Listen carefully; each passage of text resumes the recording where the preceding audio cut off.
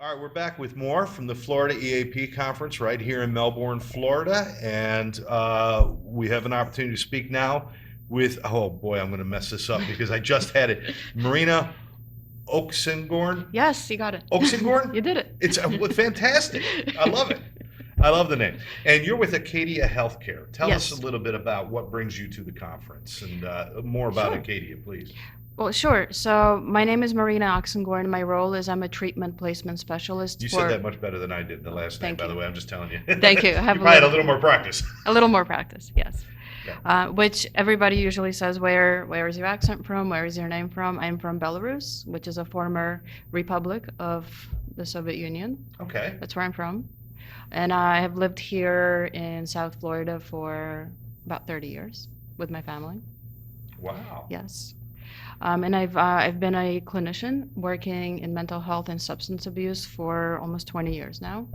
And with Acadia Healthcare, I've worked for Acadia Healthcare for 7 years.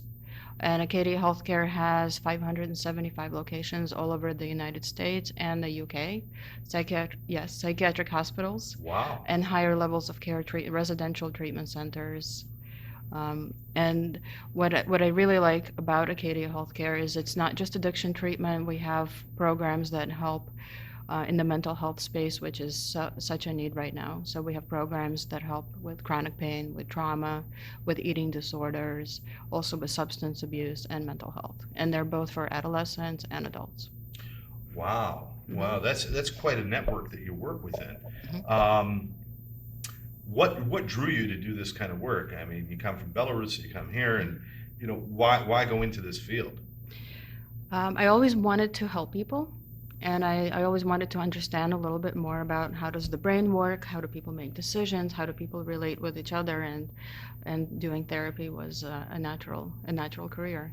And when I got my first job out of grad school as a tech at a treatment center, since I wasn't qualified to be a therapist yet.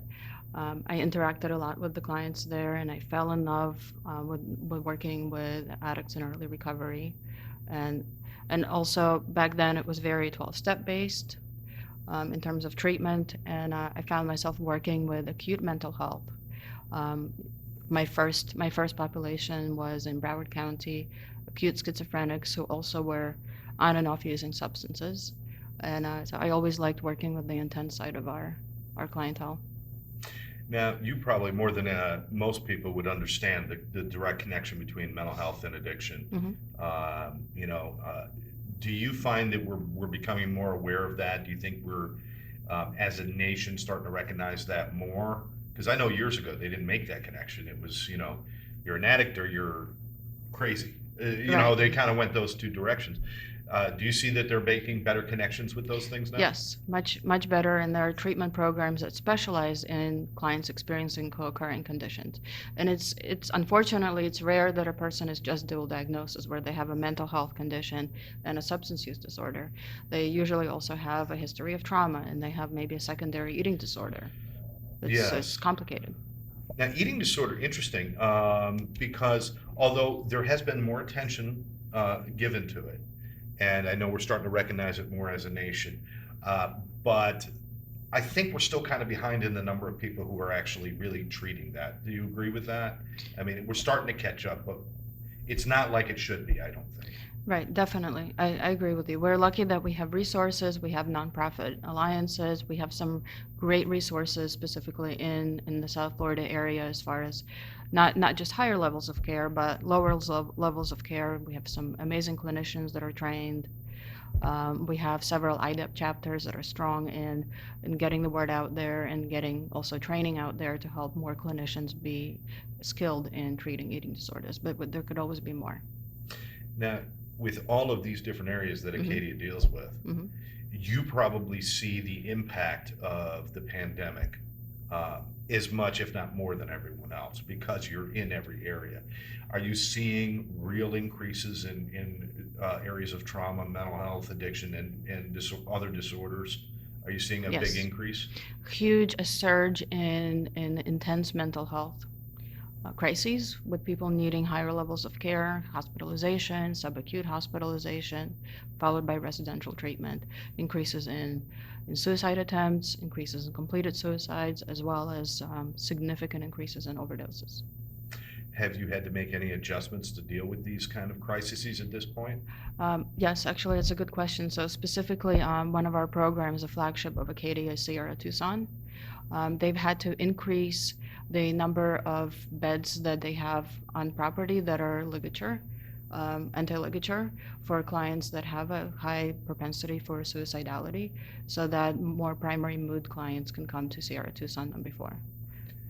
Okay, and assuming that this crisis, this healthcare crisis that we have with the pandemic, is going to probably extend into 2021, how far we don't know. Have you added precautions as far as how you treat people and their safety from things like the coronavirus? Are there more barriers that you put up to make sure your clients are safe if they come into treatment? Yes, definitely. We've had to. So each Acadia facility has protocols in place that have to do with the guidelines of that local health department and the state. But each and every facility does COVID-19 testing. All of the staff are tested regularly. There are no visitors allowed. Family programming is all virtual. And certain facilities will have different programming for clients that are quarantined for a few days upon admission in order to make sure that they're safe. Okay, good, because we like to take that off the table right away. You're not at risk going to get help. Right. You're at risk not getting help, and that's kind of the truth. That's what we're seeing with the increase in suicides and everything else. What do you attribute that to? Is it to the isolation? Is it the stress? Is it a combination of everything that you're seeing these kind of blow ups in the areas of mental health disorder and addiction? Well, it's really, I mean, it's really hard to know. My thinking is that it's definitely a combination of all the variables. A lot of people have lost jobs, and with their losing their jobs, they're also losing their health insurance. So the barriers to getting help, financially speaking, are much more significant. Now, for me, when I'm talking to families that are considering putting their loved one into treatment and they say, oh my God, what if he or she gets COVID-19 while they're there? I ask them to think about the risk that their loved one is at being in harm's way because of mental health or substance abuse getting worse.